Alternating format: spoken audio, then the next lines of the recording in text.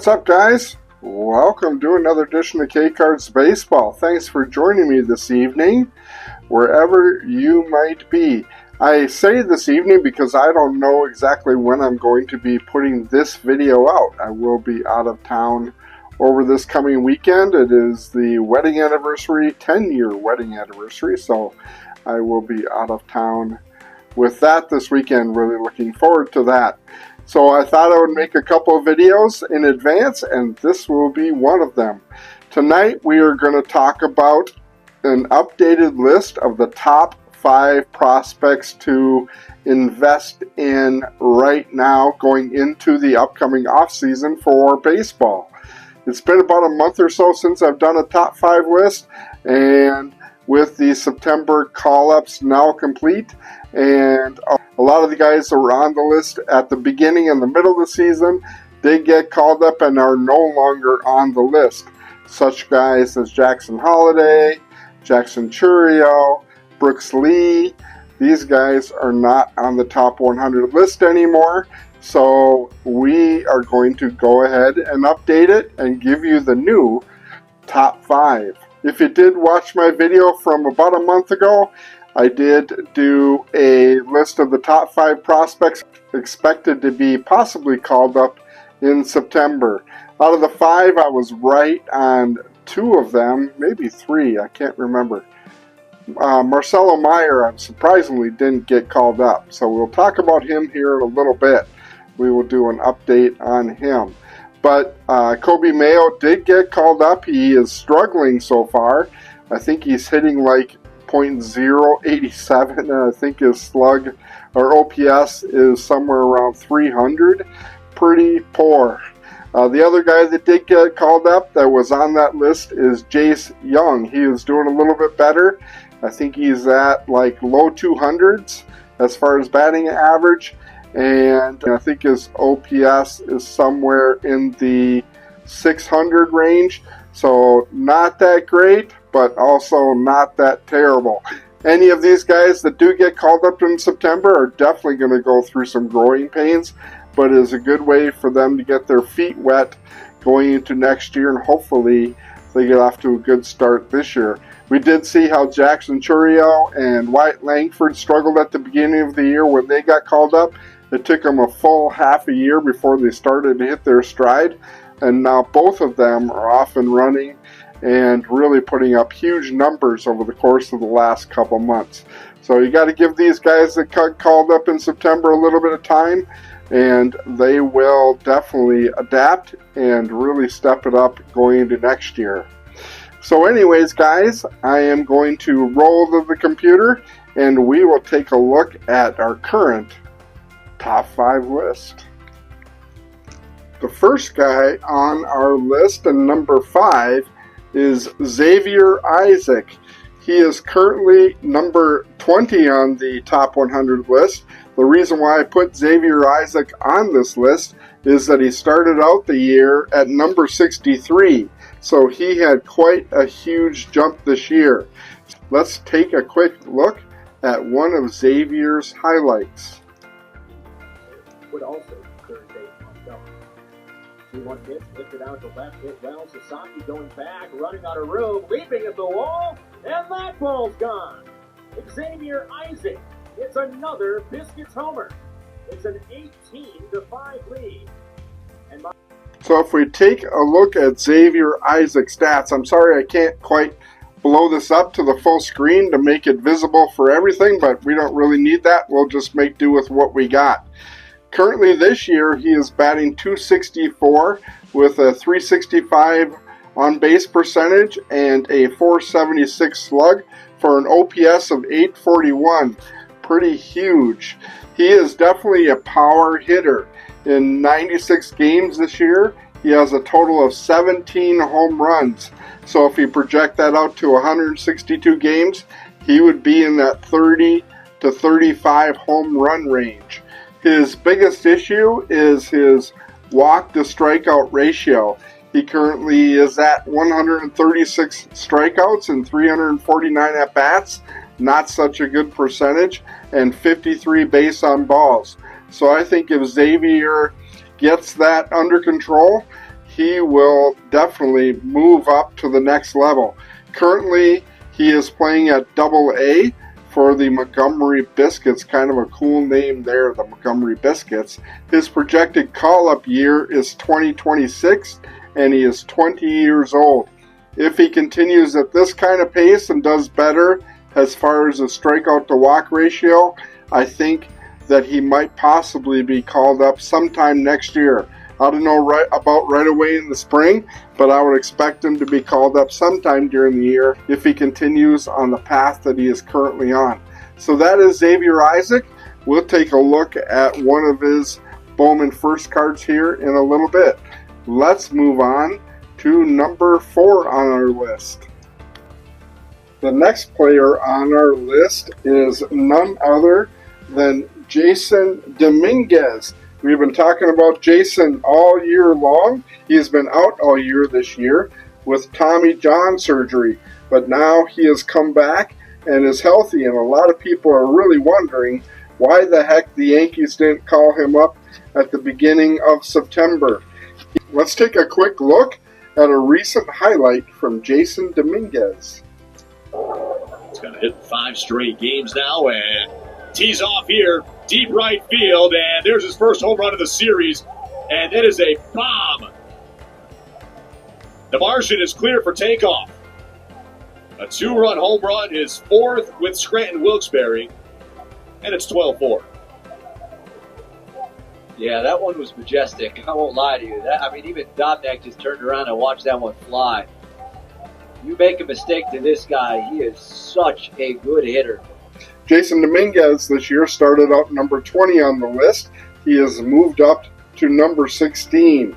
Quite surprising he isn't a little bit higher because of the end of season he had with the Yankees last year, batting .258 with 4 home runs and a OPS of .980. Just huge at the end of last year. As I mentioned earlier, it is quite surprising the Yankees haven't called him up this year, but they still might do so.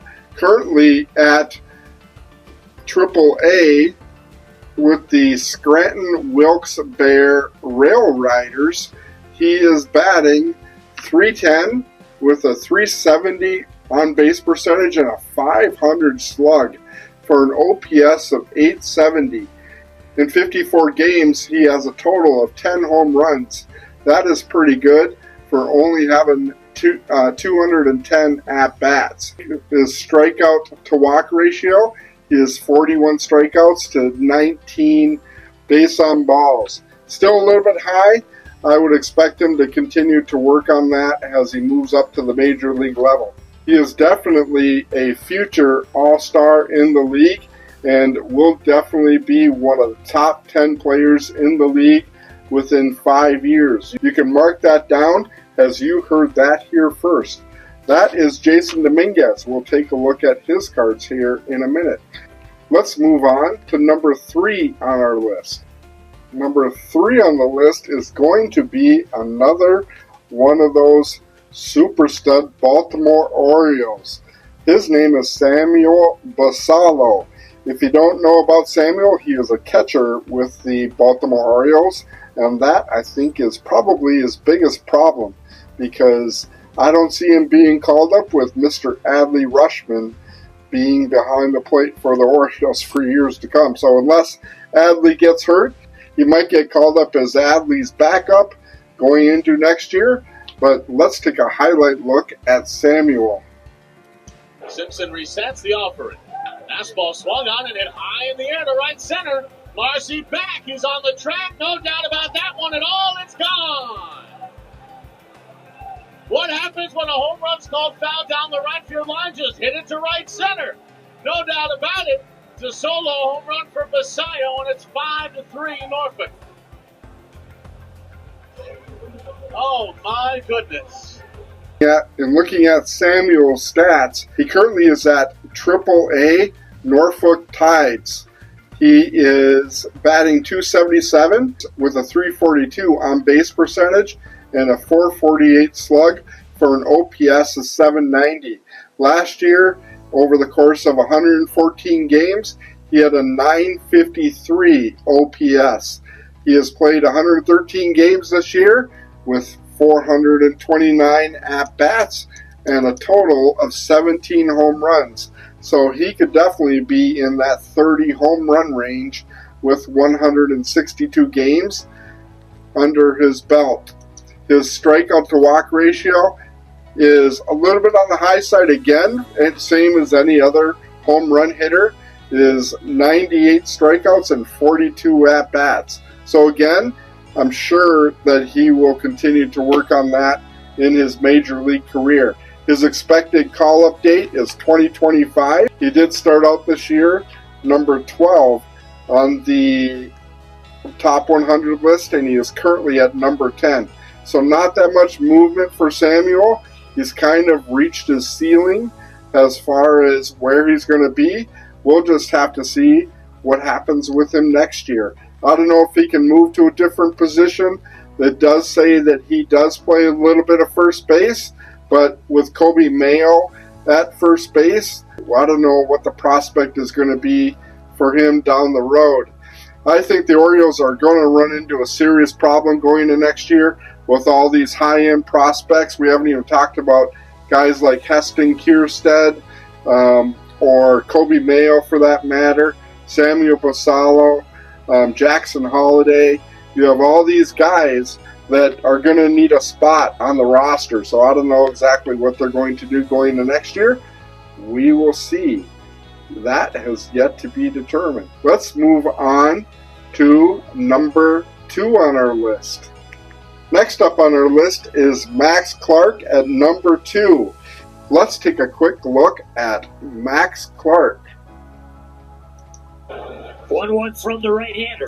Swing ground ball, gets past the diving shortstop Balcazar into center field for a base hit. 1 run scores. RBI single for Max Clark gives the Whitecaps the lead. And the 1-1 on the way. Fly ball center field. Baltini going back, way back.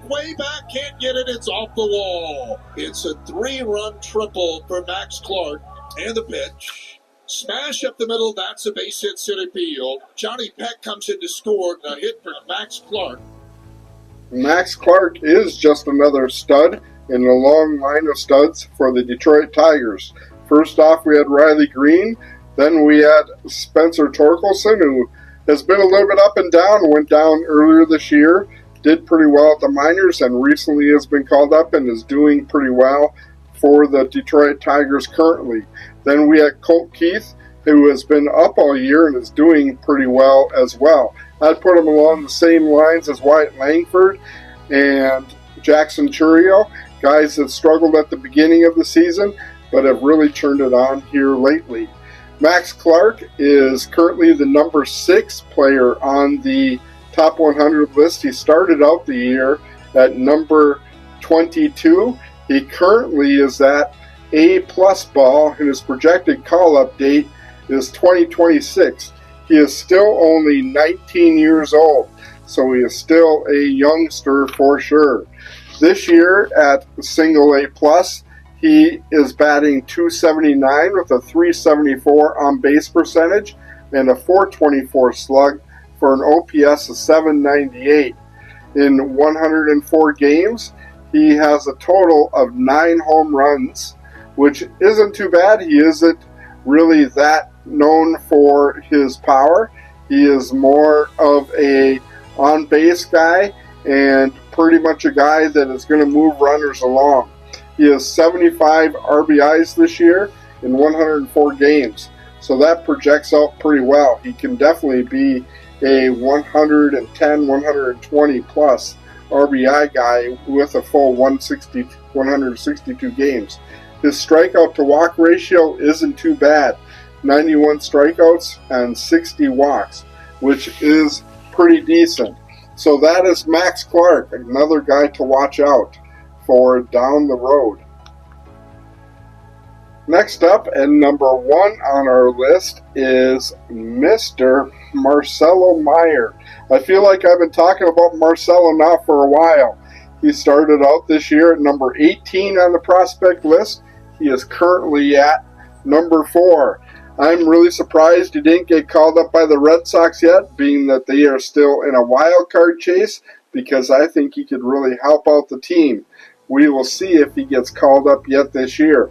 He is still projected for a September call-up, but we will see what happens.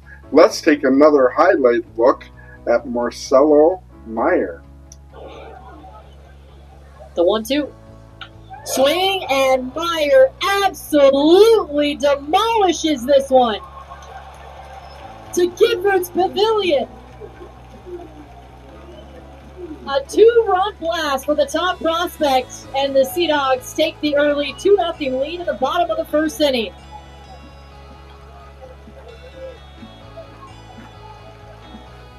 I'm telling you guys, Marcelo is just a stud. Again, I'm really surprised he hasn't been called up yet this year. He is currently playing at the AAA level Worcester Red Sox. He is a shortstop for that particular team. He is batting .307 with a .370 on-base percentage and a .480 slug. Pretty crazy. And an .850 OPS. In a total of 77 games this year at AAA level, he has a total of 8 home runs and 38 RBI. His strikeout to walk ratio, 66 strikeouts to 30 walks. He is definitely a guy that is going to get on base with a pretty consistent OPS of 800 or better at all levels of baseball that he has played. Again, I would hope that the Boston Red Sox do call him up yet this year, but if they don't, he is a guy that you can definitely invest in and get him for a really good price going into next year. So that is our top 5 list. We are going to go through their cards real quick and take a look and see what their Bowman First cards are going for, and we will do that here right now. Hang on, guys. The first card on our list is Xavier Isaac. I do have this 2023 Bowman Chrome first Bowman card of Xavier Isaac. This card was actually a redemption card numbered to 499. There is a slight scratch in the card right there, but I don't know if that's part of the holder or part of the penny sleeve or part of the card. It kind of looks like to me it is part of the sleeve, but I don't exactly know for sure. I've never broken the seal on this card since I got it from Topps. I'm leaving it in the current condition that it is. So this card currently on eBay recently sold for $202. Here's one that recently sold for $115. Actually, the redemption card itself sold for $115. And a Gem Mint 10 recently sold for $299. So that is the Xavier Isaac card.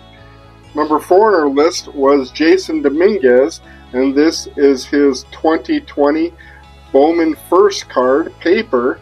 It is not a chrome card. I did not get his chrome card. I would still like to pick it up, however, but it's a really nice card nonetheless. If you look for this card on eBay, it is currently selling in that $20 to $30 range in PSA Gem Mint 10 for the paper auto. You can get a blue that recently sold for $127. The raw cards like this are going somewhere in that $10 to $15 range. So you can still get Jasson Dominguez Bowman First card for a really decent price, and I think that would be a really good investment. I did actually pull this card out of a box earlier this year. So that is the Jasson Dominguez card. Moving on to number 3 on the list. The next card on our list is Samuel Basallo. I think it's Basallo. I heard the guy in the highlight call him Basallo. I don't really know, but I'll call him Basallo until I hear otherwise. His Bowman First card appears to be 2023 Bowman, and it looks like all of his Bowman First cards were autograph cards, and they generally sell for in the $100 to $150 range, or if they are a numbered autograph card, they are quite a bit higher. So I don't know what the deal is there, why his 2023 Bowman are all autos. He did have a card in 2023 Bowman Draft, but that is not listed as his Bowman First card. those Bowman draft cards are selling for a pretty reasonable price. You can actually get a numbered parallel card for in the $15 to $20 range, which isn't too bad. His Sapphire is going for about $80. His Bowman draft, Chrome draft yellows are going about $25. His regular Bowman draft card, like a Lunar Glow, is in that $10 range. But his base card is going to be somewhere around $5 to $10. So you can still get him at a really reasonable price. These are the only cards that I was able to find in my collection that I have from this year, 2024 Bowman, Chrome, and also a base paper. The paper is actually going for less than $5. The Chrome is going for somewhere in the $5 to $10 range. So that is Mr. Samuel Basallo. Moving on to number 2 on our list.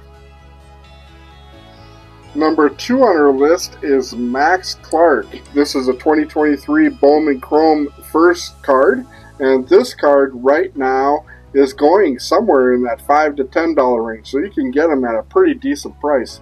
You can actually get his parallel cards in raw form in that $10 to $20 range. I do see a blue for $15. I do see his Sapphire card selling for around $40, and his Refractor is selling for about $15. So that is Max Clark, another really good guy to invest in going into next year. Number 1 on our list, of course, is Marcelo Mayer, and this is his 2021 Bowman First Paper card. You can get this card in Gem Mint 10 on eBay currently for about $50. The Chrome is selling for about $75. In raw form, this card is going for somewhere in the $10 range.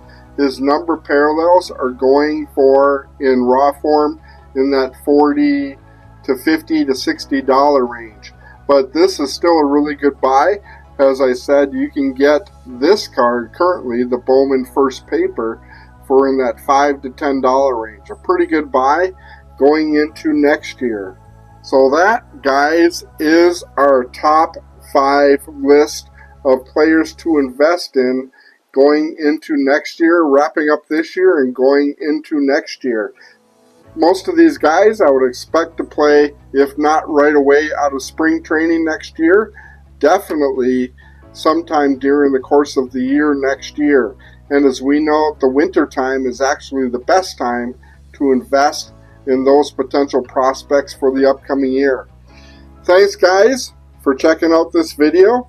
If you aren't a current subscriber to the channel, please go ahead and hit that like and subscribe. I would greatly appreciate it. We do still have the giveaway going on for 750 subscribers, when we will be giving away this box of 2024 Topps Chrome. Really exciting giveaway there. Hopefully we do get to 750 subscribers by the end of next week. Somewhere around Friday the 13th, I really hope to be able to announce the terms for the giveaway. So keep an eye out for that. Thanks, guys.